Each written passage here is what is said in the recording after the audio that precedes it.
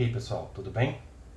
Bom, hoje eu estou preparando um material para vocês entenderem um pouco mais como que funciona a estrutura de jogos. É uma apresentação rápida, assim, uns 200 slides, brincadeira, mas eu acho que vai ajudar vocês, pelo menos os grupos que tiverem com algum tipo de dificuldade, a entender melhor um pouco o que a gente espera de vocês nesse módulo. Claro que a gente entende as limitações, a gente entende os desafios e a gente quer entender principalmente como vocês conseguem utilizar os elementos constitutivos de um jogo para solucionar um problema do cotidiano de vocês. Mas hoje especificamente eu vou falar sobre a estrutura dos jogos, especificamente dos jogos digitais. Eu baseei essa apresentação que eu vou falar com vocês agora ah, num livro do Tracy Fullerton que se chama Game Design Workshop, talvez alguns de vocês conheçam, que ele define essa estrutura básica do jogo a partir de jogadores, objetivos, procedimentos, regras, recursos, conflitos, limites e resultados. Conforme eu for apresentando para vocês, eu vou ilustrar com alguns exemplos práticos que eu acredito que podem servir de inspiração para vocês, ou pelo menos para alguns conceitos fiquem um pouco mais claros e definidos, tá bom? Então vamos começar? Bom, pessoal, então basicamente nós vamos falar agora sobre estrutura dos jogos. Para quem não sabe ainda, meu nome é Marcelon e eu estou junto com o Daniel nesse módulo 2 de games. Bom, como dito para vocês na introdução, esse que eu vou falar com vocês agora, a parte foi baseado nesse livro do Tracy Fullerton, que é o Game Design Workshop. Talvez alguns de vocês já conheçam, é um livro bem completo, ele aborda diversos aspectos da produção, de aspectos técnicos, aspectos conceituais, narrativa, ferramentas. Então, definitivamente é uma excelente referência para quem quiser levar a sério a questão do desenvolvimento de jogos. E o que eu vou falar aqui agora? Basicamente, eu vou falar sobre jogadores, definir um pouco o tipo de jogador que a gente pode levar em consideração quando estiver projetando jogos. Vamos falar sobre objetivos, quais são os objetivos e o que é o objetivo para esse jogador, quais são os procedimentos que ele precisa utilizar, que ele pode utilizar para isso. Falar um pouco sobre regras, sobre recursos, quais são os objetos que o jogador pode utilizar para alcançar determinado objetivo. Vamos falar um pouco sobre conflito, sabe? Eu definir um pouco o que vem a ser conflito na estrutura de um jogo. Falar sobre limites. Um jogo ele é configurado por ter limites, apesar de alguns jogos proporem estruturas bem abertas, mas os limites existem. E vamos falar sobre os resultados. O que é resultado, o que a gente pode fazer com que como que o resultado pode incentivar e proporcionar uma melhor experiência de jogo. Bom, começando, vamos falar um pouco sobre jogadores.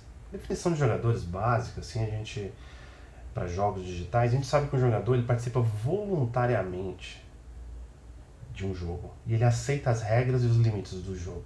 Não existe um jogador de um jogo digital, especificamente, que participe de maneira involuntária. Então, assim, uma característica que a gente pode assumir aqui é que o jogador sempre participa voluntariamente. Ele aceita entrar dentro de um desafio. E aceitando essa entrada dos desafios, ele está sujeito às regras e os limites dos jogos.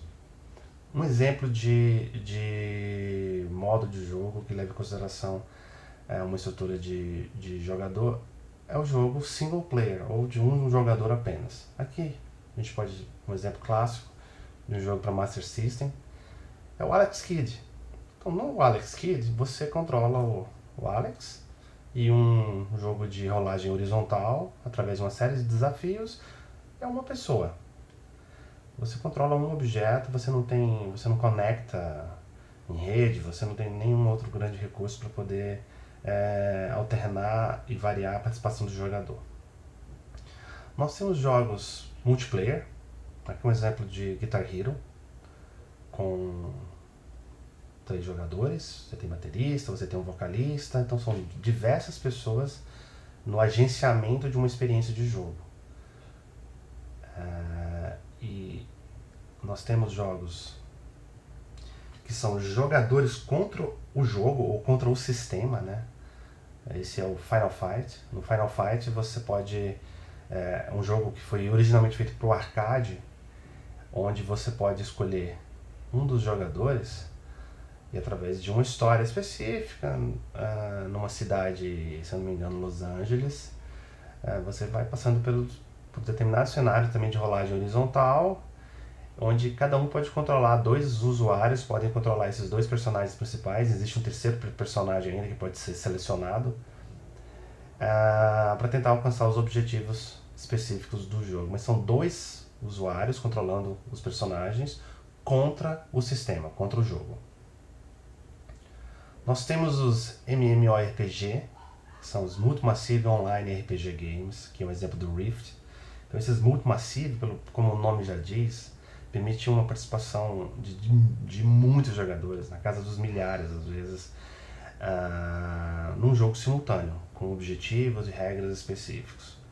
Aqui é um exemplo do jogo Rift.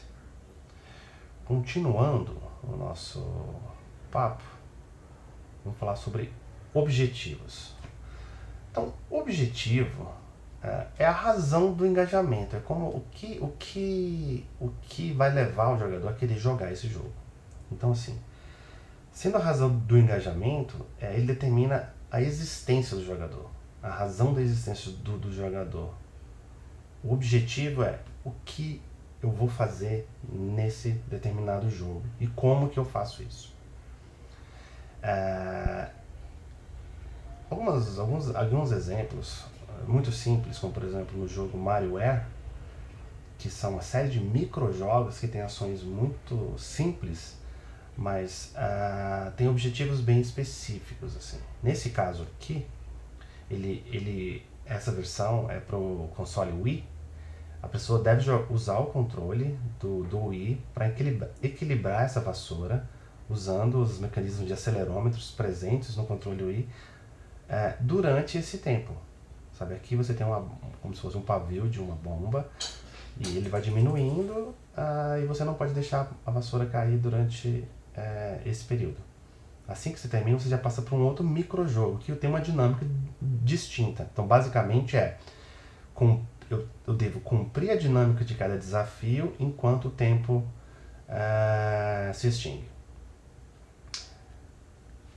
Um jogo como o Tetris, por exemplo, o objetivo é usar o raciocínio espacial para tentar encaixar essas peças em padrões que se complementem. Sabe? É esse padrão se complementando com um padrão igual, esse padrão com um padrão igual, e você tentar construir, evitar que os padrões distintos se acumulem até chegar no topo da tela. Se chegar no topo da tela, você perde o jogo. Já o River Raid, o objetivo aqui é você ir o mais longe possível no percurso. A gente sabe que o River Raid ele tem um percurso procedural. O que é procedural? Ele vai sendo atualizado conforme você vai progredindo. Em alguns aspectos de dificuldade, de velocidade, pode ir acontecendo durante esse progresso, mas basicamente nós temos que progredir a nossa aeronave, destruindo alguns elementos que podem impedir essa progressão, como por exemplo essa ponte. Já um jogo tipo Journey é um jogo que você controla um personagem específico e você tem que chegar nessa luz. Então essa é a grande história do jogo. Obviamente, diversas outras coisas acontecem durante esse trajeto, mas a jornada a um objeto que está sempre visível é o seu grande objetivo. Você precisa chegar nessa luz. Não vou falar mais sobre o jogo para não ser spoiler, mas recomendo a todos jogarem esse jogo. Se eu não me engano, ele existe só para PlayStation 3. Procedimentos. Bom, procedimentos são ações e métodos permitidos pelas regras dos jogos. sabe? O que o jogador pode fazer para atingir determinado objetivo? O que ele deve fazer? E como que ele vai fazer isso? Essas ações e métodos, elas podem ser as mais variáveis possíveis. Então, se a gente for pegar um jogo como Street Fighter, nós temos uma série de ações e métodos que permitem que o engajamento e o agenciamento da experiência aconteça. Vamos começar pela experiência física. No jogo Street Fighter, nós temos um set de comandos bem característico. Aqui eu tenho um controle que permite que eu pule, que eu agache, que eu ande para trás, que eu ande para frente, que eu defenda, que eu dê um pulo para frente, que eu dê um pulo para trás. E eu tenho um conjunto de 6 botões. Esses botões, eles são, a parte superior são botões de soco e na parte superior são botões de chute. Eu tenho chute soco fraco, soco médio e soco forte. Chute fraco, chute médio e chute forte. Então, esse procedimento todo eu tenho que controlar isso de maneira sincronizada e o meu oponente também vai estar controlando esses mesmos elementos para tentar me derrotar. Então a gente sabe que a partir do uso conjunto, de um uso sincronizado desses procedimentos, eu posso fazer golpes, eu posso fazer movimentos especiais para tentar derrotar o meu adversário. Jogos como, por exemplo, Bomberman, eles já usam estratégias diferentes. Aqui a gente tem um exemplo do Super Bomberman 3, que o objetivo é colocar bombas nesse mapa específico, esse labirinto, e essa bomba, dependendo da característica da bomba que você utiliza, ela pode ter um alcance de destruição maior. Então, o seu objetivo é entender o elemento bomba, entender a característica dele, criar a sua estratégia de colocar essas bombas em determinados espaços para avançar nesse mapa e destruir os seus oponentes. E os seus procedimentos são esses. Você tem a bomba e você tem o movimento no mapa. Assim como SimCity, que é um exemplo de SimCity 4, você simula uma cidade. Então você tem que usar recursos que fazem parte da realidade de uma cidade, seja de transporte, seja de saneamento, seja de esgoto, seja de eletricidade, e fazer com que a cidade funcione da maneira mais regular possível. Então, assim, os procedimentos são os métodos, as ações, o que o jogador precisa fazer e como que ele vai fazer isso para tentar alcançar os objetivos. Vamos falar um pouco sobre regras agora. Bom,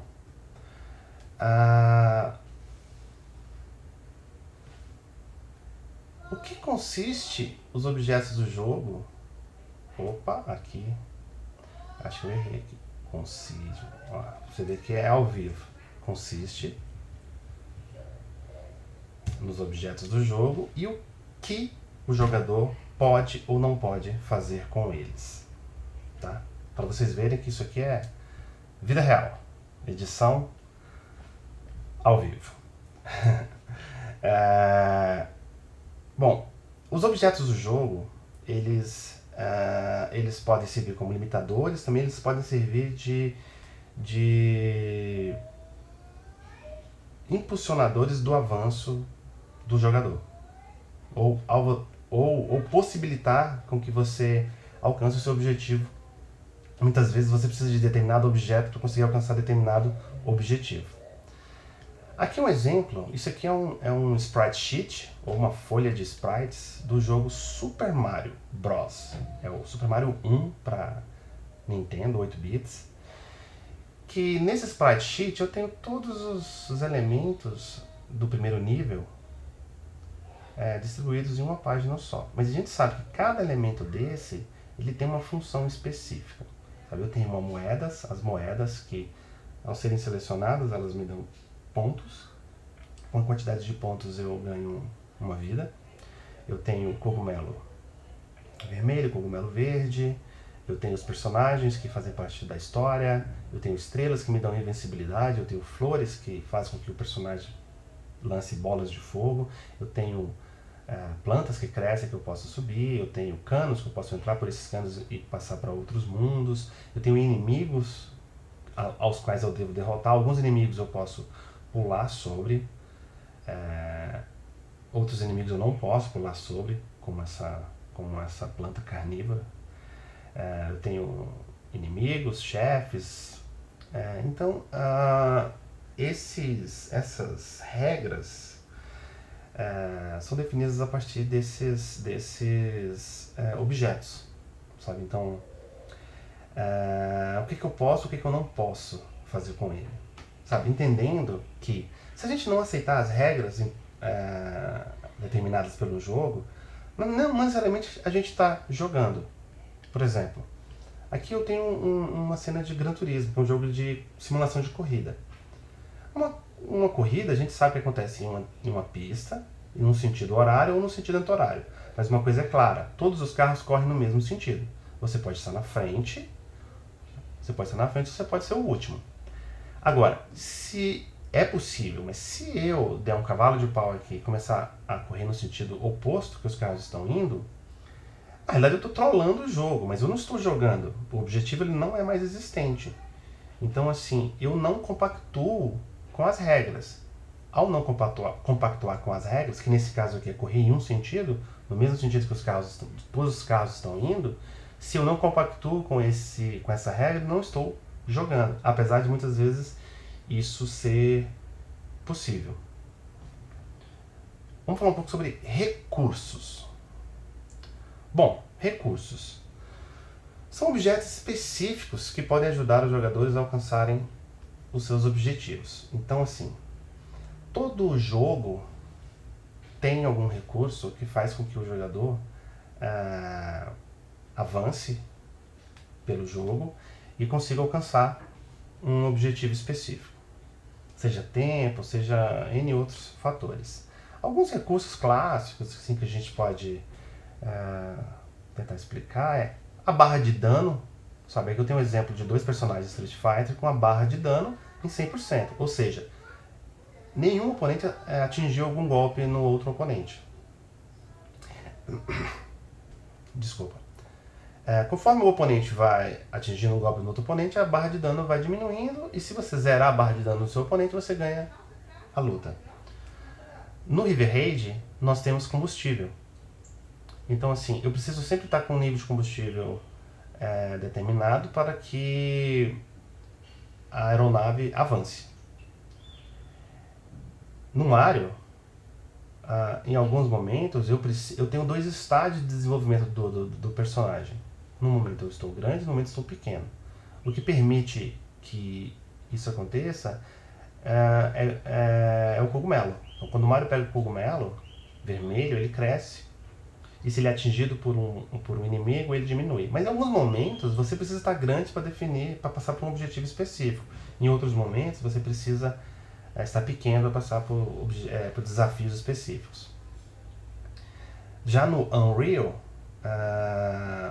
parte desses recursos, por exemplo, são a munição. Quanto que eu tenho de munição com essa arma específica que causa um dano específico para tentar avançar no jogo ou derrotar os meus inimigos. Então, assim, os recursos são aspectos que o jogador tem que entender como funciona para conseguir avançar nessa história, sabe? Então, o fato, aquele desafio dele correr atrás desses recursos e quão escasso esses recursos estão no jogo, ou quão abundante esses recursos estão na sua história, pode fazer com que a história fique mais envolvente, tenha maior agenciamento por parte do jogador. E isso é um recurso muito interessante para ser utilizado em jogos.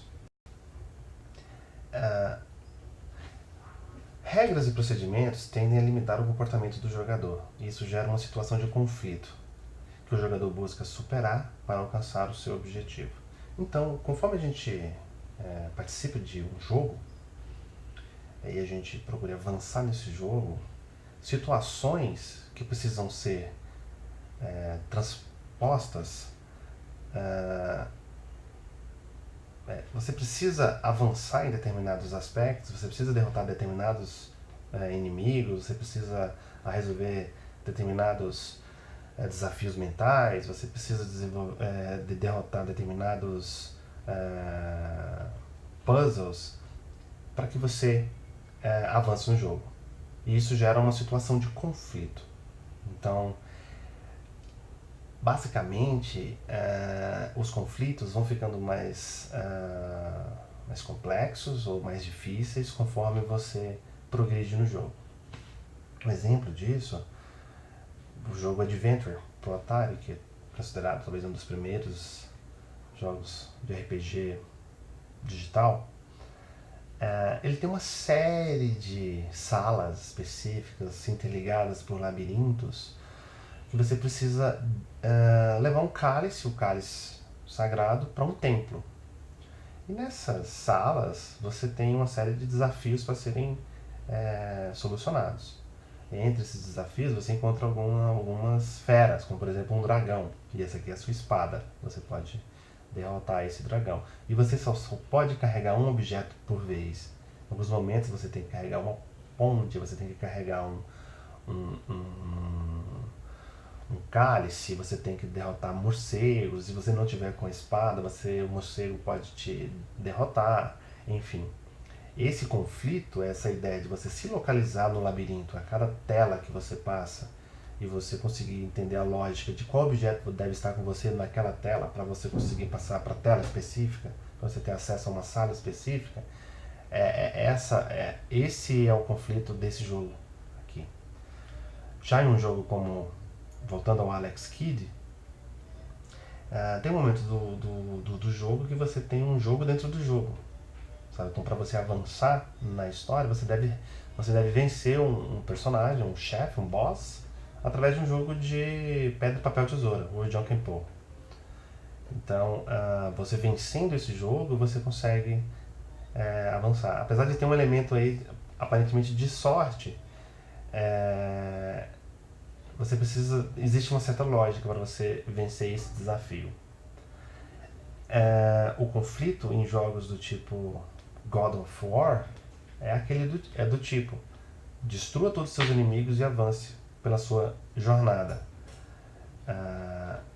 E enquanto isso, você deve manter os seus níveis de vida, as suas ferramentas, as suas armas, para conseguir avançar nessa história. E o conflito ele acontece de diversas formas. Em alguns momentos você tem desafios lógicos também. Você precisa de encadear ações para que você consiga resolver um determinado aspecto. Mas basicamente assim, o conflito é parte essencial de uma narrativa de um jogo. Sem o conflito não existe desafio. Então o desafio e a maneira como você supera esse desafio, isso ajuda a construir a experiência de um jogo. Bom, o penúltimo item são os limites. Basicamente, o que o jogador pode fazer é limitado pelas instruções do código ou pelo acordo social. Então, se é um jogo digital, você vai estar limitado pelo que quem programou o jogo possibilitou que você possa fazer. Se qualquer ação que você consiga fazer que não foi pensada originalmente pelo programador ou por quem fez o jogo, a gente considera isso um glitch. Um glitch é uma falha no sistema. Essa falha ela pode ser utilizada muitas vezes para conseguir trapaças no jogo. Mas originalmente isso não faz parte do jogo. Quando isso faz parte do jogo, a gente chama isso de easter egg, ou é um ovo de Páscoa. Ele está ali, existem instruções específicas para você alcançar esse easter egg, mas ele foi pensado.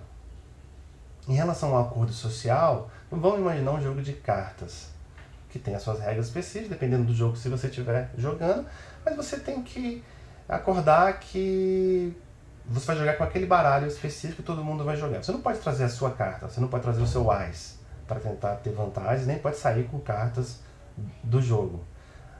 Essencialmente, não existe nada que te impede de fazer isso. Se você faz isso, você está trapaceando. O que impede de você fazer isso é o acordo social. Então você concorda que as regras são feitas assim. Um exemplo de limites, a gente pode colocar o campo de futebol. Então, assim, existe uma série de delimitações aqui que são aceitas por ambas as equipes, que permite com que o jogo aconteça dentro de um determinado conjunto de regras aceita por todos. Mas, fisicamente, nada impede que o jogador pegue a bola aqui, passe por trás do gol com a bola e depois tente chutar a bola no gol. Fisicamente ele pode fazer isso, é uma ação possível de ser feita no campo, mas não é uma regra aceita. Não sendo uma regra aceita, apesar de você estar no campo com a bola e ter chutado dentro do gol, não é válido. Ou seja, você não está participando do jogo e você não observou os limites do jogo. Os limites de programação, os limites físicos, que nós poderíamos dizer assim, em jogos como o Pac-Man fica bem claro. Eu sou limitado por esse labirinto, por essa estrutura de paredes aqui. A metáfora de parede. Eu não posso pegar o meu personagem e passar por essa parede. Eu tenho que seguir o caminho específico. Para eu passar por essa parede, eu tenho que ir em passagens específicas que permitem esse tipo de comportamento. Então, assim, eu sou limitado por isso aqui. E o que limita isso é o código. Então, o código digital, ele cria esse tipo de limitação. E essas limitações é o que o Huizinga chama de círculo mágico. É você você concordar de participar, entrar em um círculo mágico com uma noção de tempo específica, com períodos específicos, onde regras do mundo real, entre aspas, ficam suspensas e passam a valer regras que foram determinadas em conjunto entre quem está participando desse jogo. Então, o círculo mágico aqui do Huizinga, se a gente fosse passar isso para o digital, acontece aqui nesse labirinto do Pac-Man. Já um jogo como GTA, que é um jogo open world, um mundo aberto, permite que você faça N ações e você possa participar você possa interagir com a história de N maneiras. Existe um direcionador aqui, que é a história geral, você precisa cumprir certos objetivos, mas é um jogo que ele é característico pelos limites serem bem baixos, assim. Agora, você pode pegar essa bicicleta, você pode ficar 12 horas passeando pelo bairro, mas isso, vamos concordar, que limita o agenciamento. Os seus desafios ficam cada vez menores, e não havendo desafios, e não havendo nenhum objetivo específico, um objetivo claro, a experiência fica prejudicada. Ok?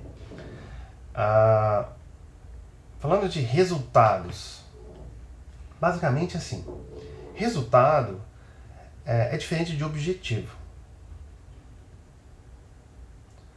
O resultado é diferente de objetivo, ele é sempre incerto.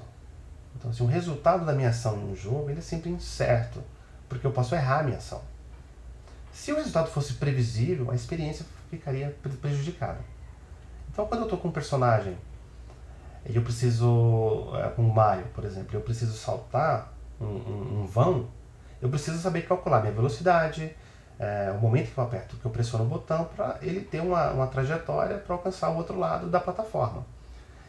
E isso é incerto. Isso não é feito, por mais que você seja experiente, você pode dificilmente errar. Mas talvez de 100 tentativas que você faça uma coisa específica, você pode errar uma. Então, assim, o resultado ele é sempre incerto. E essa incerteza, ela ajuda muito a experiência de jogo. É o que faz com que o conjunto de incertezas, de objetivos, de objetos, é o que transforma uma experiência de jogo entre ser agradável ou ser muito ruim. Mesmo que um jogo seja muito bom, muitas vezes existem alguns aspectos do jogo que deixam a experiência prejudicada. sabe, quem joga jogo de luta aqui, provavelmente deve se lembrar de algumas combos infinitos. O que é um combo? É uma combinação de golpes que não permite com que o oponente reaja e ele sempre está sendo prejudicado e diminuindo a sua barra de danos até morrer. Então, assim, eu tenho um exemplo clássico aqui, que é no jogo, acho que é Marvel vs Capcom, onde o Wolverine ele tem uma série de golpes específicos que não permite com que o usuário, controlado por outra pessoa, tenha nenhum tipo de reação. Você fica sujeito a uma série de movimentos que são complexos, que devem ser feitos pelo outro oponente. Se ele acertar esses movimentos de maneira sincronizada, esse personagem ele fica sem capacidade de reação. Mas, observem, não é um glitch, não é um erro de programação.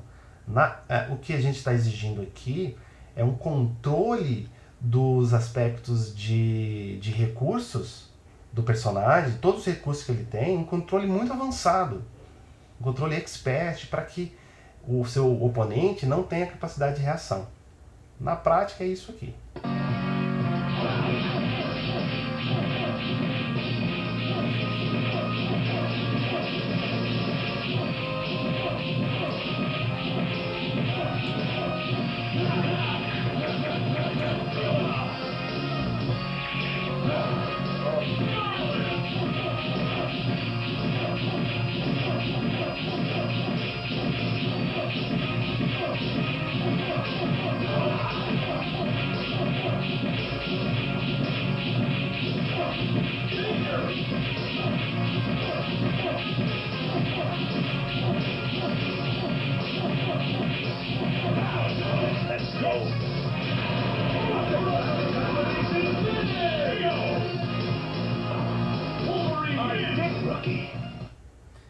Então a gente não pode dizer que esse é um resultado certo, isso é um resultado incerto, sabe? Depende de um determinado conjunto de fatores para que ele aconteça dessa forma.